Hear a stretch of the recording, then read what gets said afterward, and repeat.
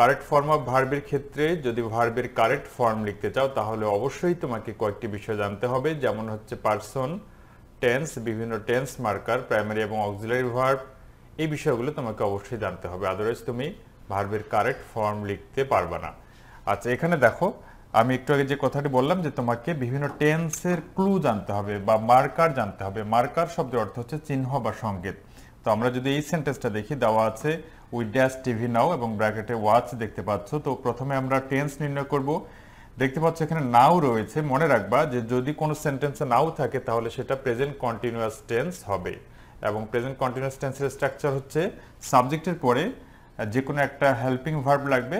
মনে রাখবা যে হেল্পিং ভার্ব ছাড়া কখনোই ভার্বের সাথে আইএনজি যোগ করা যায় না। আমি আবার বলছি, নাও থাকলে সেটা প্রেজেন্ট কন্টিনিউয়াস টেন্স হবে, কিন্তু প্রেজেন্ট কন্টিনিউয়াস টেন্সের জন্য তোমাকে হেল্পিং ভার্ব লাগবে, এবং কন্টিনিউয়াস মানেই হচ্ছে ভার্ব প্লাস আইএনজি।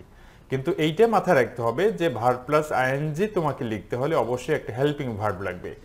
তো এখানে সাবজেক্ট যেহেতু উই, আমরা হেল্পিং ভার্ব লিখব উই আর হবে, যেহেতু ভার্ব প্লুরাল উই আর, এরপর ভার্ব প্লাস আইএনজি, ওয়াচ যেহেতু রয়েছে এটা হবে watching, we are watching TV now.